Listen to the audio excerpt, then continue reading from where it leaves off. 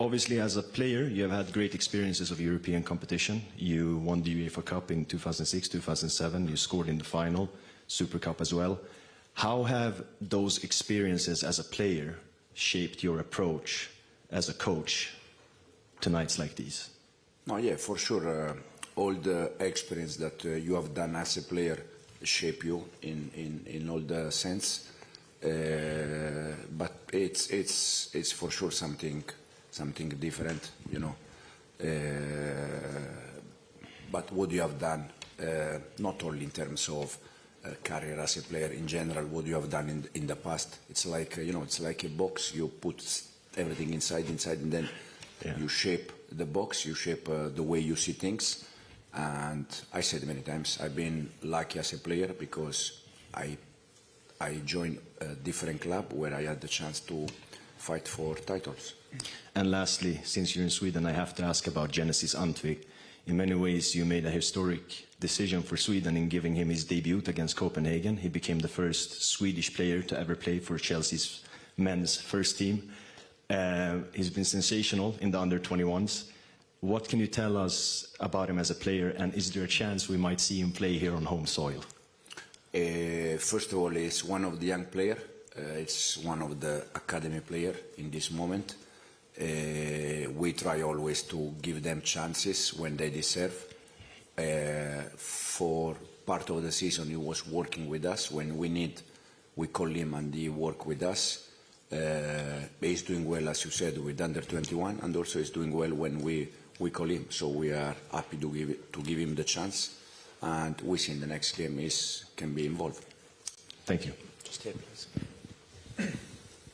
Hi Enzo, how are you? I'll be honest, I don't know a great deal about Djurgården, so I'm interested to know how many games do you watch of them in your analysis and prep, and how many games do your analysts watch to make sure that you know any tricks they might have up their sleeve tactically? Personally, I watch 6 games, some of the Conference League and some of the league, the game they have.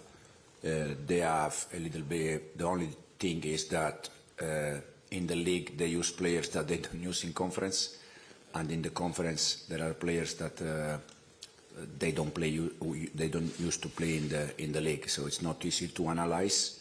Then also, you know, the pitch here is a bit different from the one that we are used to play every game, and we're gonna try to prepare the game in the best way, thinking about all these small details that they are important. I mean, that was going to be my next question about the artificial pitch. How much of a difference does that make for you guys? Yeah, it's completely different. I know that in the last weeks, even some of their players, they were complaining about the pitch. So imagine for us, they play every week. So for us, it's different one, but we don't have excuse. We don't have reason why we are not going to compete tomorrow and the second game at home. Jacob. Hi Enzo, just on the pitch, you've obviously got a huge game coming up on Sunday in the Premier League. Is there any concern over, beyond how the pitch will play, over potentially it causing injuries and protecting players? For sure is can be a concern. I'm a little bit worried about that, but we are not in a moment that we can say, okay, we decide to save players for Sunday. This is a semi-final. It's European competition, and we want to be in the final.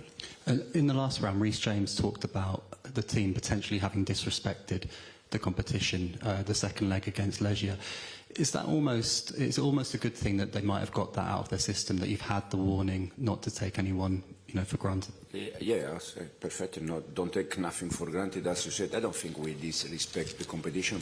Probably that game, I said many times, when you win the first game 0-3, the second one you try to manage a little bit, the game, and probably that's been the big mistake. But I don't think we disrespect the competition, because since we start, we try to be every time very professional in all the competition. But for sure that game was not our best game. But probably the reason why is because, again, you win 0-3 away, And the next one, okay, also because in 2 days, in 3 days, I think we play Fulham away. So we were also try to manage a little bit, you know, the players and the first result. But it's good that happened because hopefully it's not going to happen again. Just up here, please. Hi, Enzo. So according to Transfermarkt, you have a total squad value of 922 million euros. Djurgården's total value is about 21 million euros. That means your squad is worth around 44 times more. Considering that, how big of favorites are you going into this tie? But you don't win games and title with money. And we know very well that. So it's not about how much you spend or how much is transfer market. You are not going to win games or titles just because you spend big money. You have to spend money, but in the right way. And this season we are now in Conference League semi-final. We are fighting in our league, and hopefully we can finish better in both competitions. Hello, Enzo Makoto Asahara from Swedish Aftonbladet. First of all, welcome to Sweden. We here in Sweden that watch the Premier League know a lot of your players, of course. I'm wondering which players do you know from Djurgården that has impressed you when you've watched the games with Djurgården before this game? No, yeah, the player, I think they are different players. As I said, some of them, like Ekdal, for instance, I think he cannot play in conference. He was years in Italy. I know a different player. I think overall they have, you can see clear what they want to do when they have the ball, when they don't have the ball. But for me, the most important thing tomorrow is how we adapt immediately to the, you know, the environment and especially to the pitch.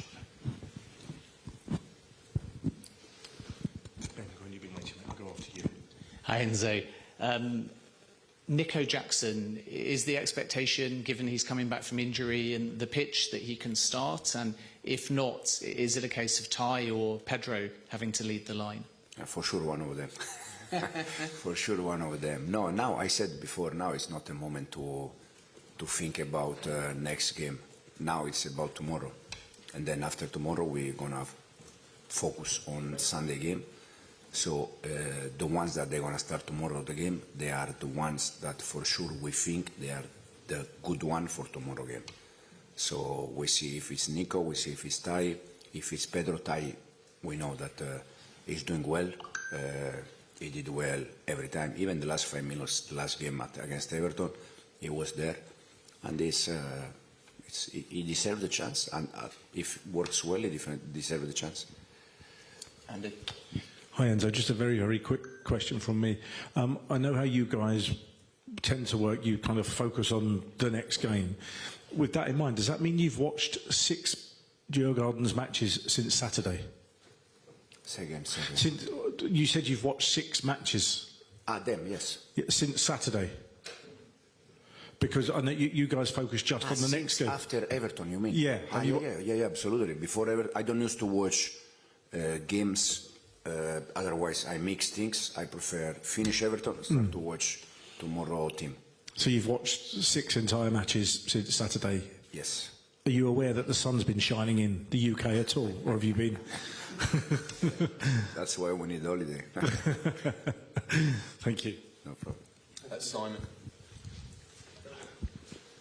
Hey Enzo, how important is it, and are you going to tell the players that they do focus on tomorrow night, that Liverpool, which might be in some ways seen as a bigger game given that Champions League football is at risk if Chelsea lose that one? How are you been sort of stressing that message? Now, first of all, I think we are trying to build a mentality, a winner mentality.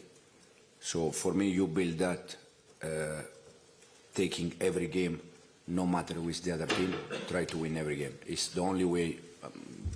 It's the only way to build a winner mentality. How you can build a winner mentality if you don't win games? At the end, it's a matter of win games. So the player, they are aware that tomorrow is an important game, but they also are aware that the next one also is important. But we have, in terms of Premier League, we have 4 games. All of them, they're gonna be very important.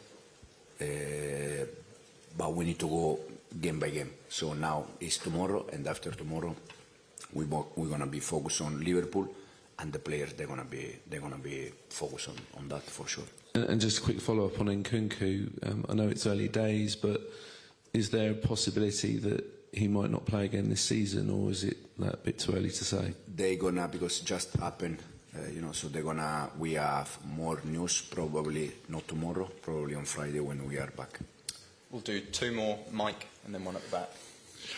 Enzo, you started out in this competition nearly 9 months ago against Servette. Now you're in the semi-final, now you're close to possibly going on to win it. For you personally, now you're here, would you regard it as a bit of a failure if you didn't go on to win it, having put in all the hard yards for 8.5 months? Oh yeah, for sure. I don't know if fail or disappointed.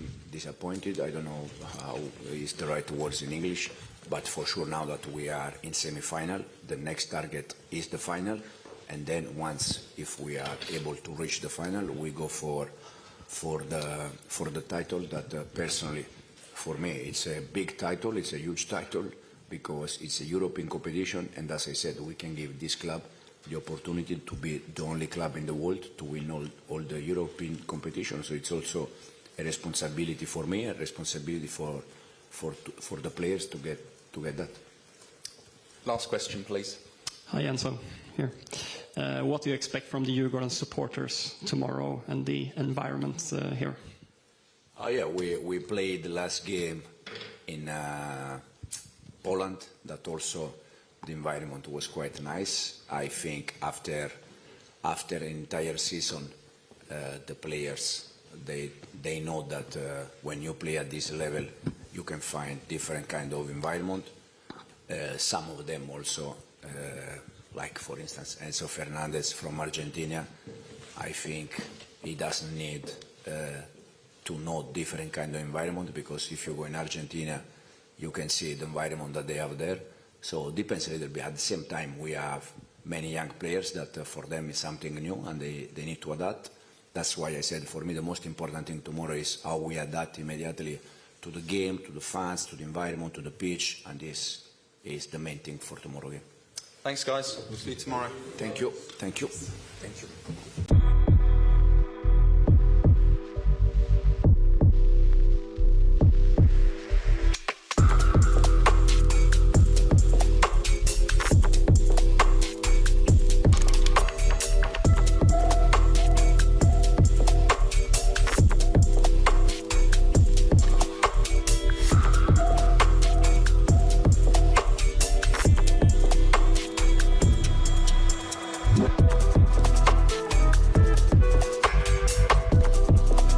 Okay, guys, we'll follow the same format. So if you want to ask a question, please raise your hand. We do need to get Pedro to training, so if we can keep it to one question per person, please, that would be really helpful. We would like to get us started. Yes, yeah. Yeah, yeah. Oh. Just Hang on, Martin. we're starting down here first. Ask the question. Ask. No, it's okay. Could I have one? Okay. Yeah. So, hi. What do you know about Djurgården, and do you know any of the players of the team? Yeah, we know about the team, but normally we prepare ourselves to the game. Of course, we know how they play and the stuff that they do. We will study it more, and we are just focusing on ourselves and winning the game at our way. So that is the important stuff and what we are focused on. Right. Hi, Pedro. Just can we go back a couple of weeks to Fulham and the feeling of that moment and that goal? I mean, how important a moment did that feel in your Chelsea career so far? To be honest, it was really important. I think it was a moment that we showed that we are ready for these situations, to play in the Fulham pitch, difficult team to play, and a tough ground to go. We were losing 1-0, and to turn around that game was a really good job, and we gave belief to the team that we can do even better. So we have to finish the game in the best way. Otherwise, that games don't matter. You know what I'm saying? Hi, Pedro, do you have any experience of playing on an artificial pitch, and also is there any concern for you and the others about the potential for it to cause injury? No, to be honest, when I was younger, I used to play on these pitches. When I was to play in a young age in Portugal, we are really used to it. We even play on the sand sometimes. I don't know what you say in English. So of course I don't play in the artificial grass for a long time, but we have a train now to prepare it, and of course it's a different thing to us. So we have to prepare it now to be fully ready for tomorrow.